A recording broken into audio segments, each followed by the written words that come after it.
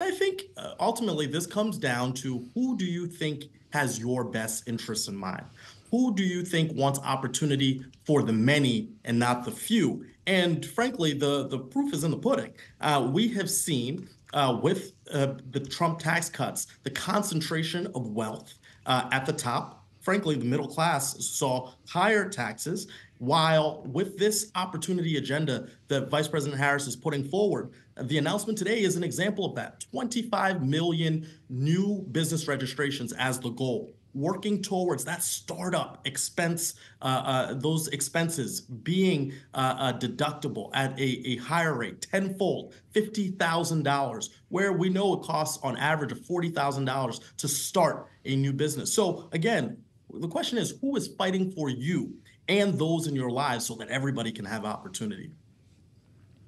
Well, Congressman, does there have to be a certain degree of honesty here about whether Kamala Harris can fight that fight alone? She's not going to be able to institute this policy or any others regarding the revenue and spending of this government without Congress control, right? And even if you and your colleagues can win back the majority, it's not looking as optimistic, perhaps, in the Senate.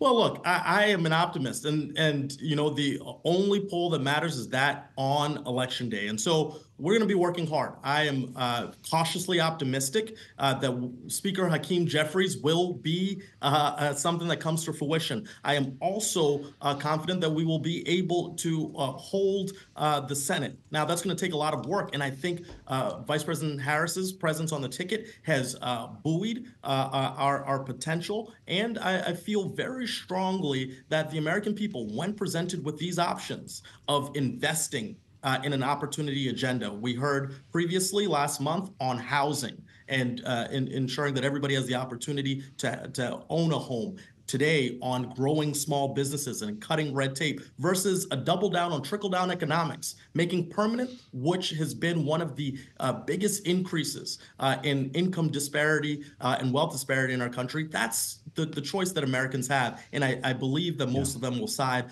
for everybody having a seat at the table and growing their pie.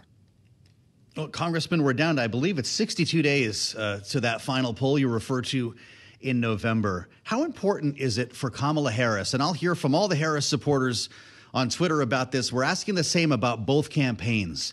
Does she have to detail how she's going to pay for all of her proposals? Well, I think that's part of the process, and we are hearing that.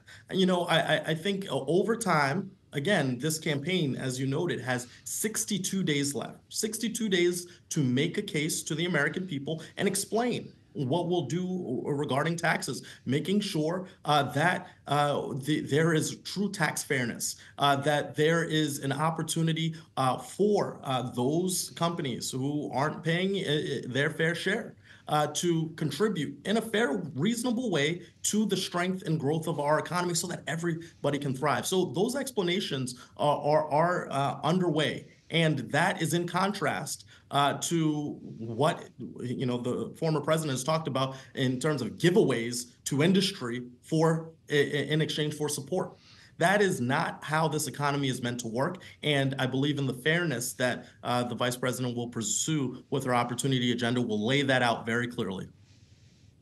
Of course, sir, it's not just a question of the kind of economic policy she'll pursue, but foreign policy as well, especially in light of the developments over the last few days in the Middle East, the death of 6 hostages that were being held by Hamas, ongoing pressure on the Netanyahu government and Hamas to agree to a ceasefire. I ask you this knowing you sit on the Foreign Affairs Committee. What does Kamala Harris need to say to the American people about the policy she will pursue when it comes to Israel and Gaza? I think what you'll hear from the vice president is a clear and focused set of goals around achieving peace, ultimately a two-state solution. But in the near term, making sure that we get the negotiated end to hostilities and get hostages back as well as provide a robust set of humanitarian responses to a situation that has turned into a cycle of violence where there is a deficit of hope. And so we'll continue to hear from the vice president, and in her capacity, as you know, she has traveled around the world, met with hundreds of world leaders, executed a diplomatic agenda on behalf of the Biden-Harris administration. So she is one of the most experienced people to step into the Oval Office when she wins on a foreign policy, from a foreign policy perspective. So I expect her to lay out a continued commitment to diplomatic resolutions to tragic situations like one we're seeing in Gaza.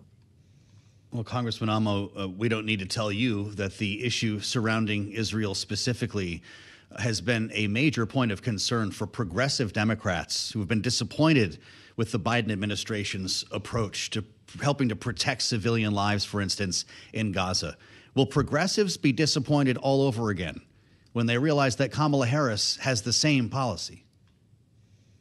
Well, I see that Democrats, by and large, are excited about Vice President Harris. And I think they will see that in her approach, which will be that she is driving, is going to be about finding solutions, bringing people together. There's a lot of divisiveness on this issue. This is not a political football.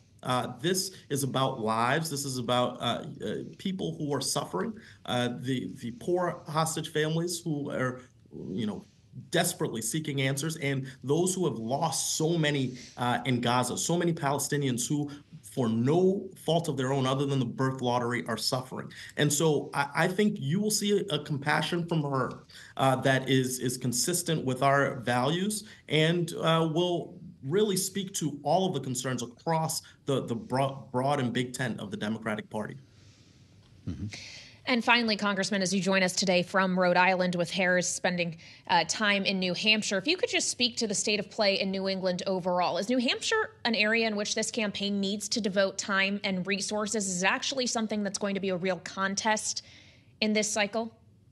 Well, look, nothing is a given in politics, and we were going to be working hard in New Hampshire. In fact, I've been there previously this cycle, spent time in Exeter and Manchester and Concord, and we'll go back to make the case to my New England neighbors that we have to work hard.